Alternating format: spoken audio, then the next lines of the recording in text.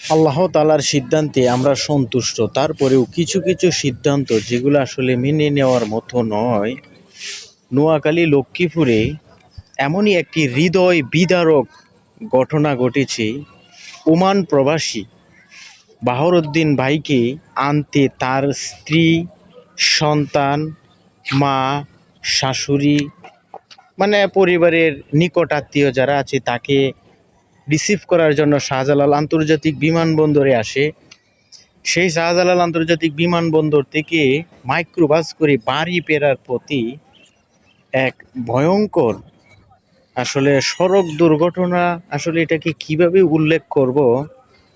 তারা, তাদের স্বজন এবং মাইক্রোবাসে যারা উপস্থিত ছিল তারা দাবি করতেছে যে ড্রাইভার নাকি মানে গুম গুম ভাব ও গুমা এই অবস্থায় গাড়ি চালিয়ে শেষ পর্যন্ত পার্শ্ববর্তী একটি খাল কিংবা জলাধারে মাইক্রোবাসটি পড়ে যায়।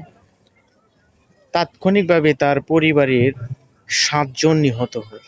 যে একটি মর্মান্তিক দুর্ঘটনা, মর্মান্তিক মৃত্যু, এটি আসলে সইবার শক্তি সবার আমাদের মতো দুর্বল মানুষের থাকে না। তারপরেও আল্লাহ তাআলা ইচ্ছার উপরে আমাদের কোনো ইচ্ছে নেই। আল্লাহ তাআলার সিদ্ধান্তে আমরা সন্তুষ্ট।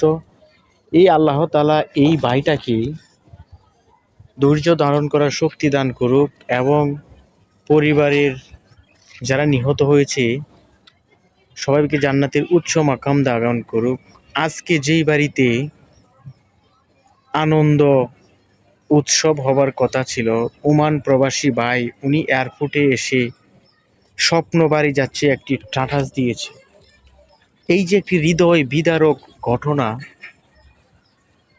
আসলে যারা আমরা গাড়িতে যাত্রী হিসেবে ভ্রমণ করি অনেক সময় আমরা উচ্চ বাক্য গাড়ি চালকদেরকে আস্তে চালাইলে আমরা তাদেরকে দ্রুত চালানোর জন্য চাপ প্রয়োগ করে থাকি। আসলে এইগুলা থেকে আমাদেরকে কিন্তু অনেক কিছু শিক্ষা গ্রহণ করার আছে।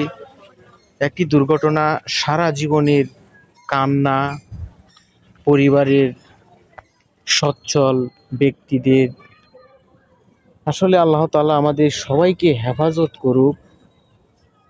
এই যে ভাই, আসলে এই দৃশ্য দেখা কিংবা শোনার পর সারা দেশ স্তব্ধ হয়ে গেছে। তার গ্রামের বাড়িতে শোকের মাতন, একই সাথে ৭টি কবর। সেই কবরগুলায় একই ফ্যামিলির ৭ জন মানুষ একসাথে শায়িত হবে।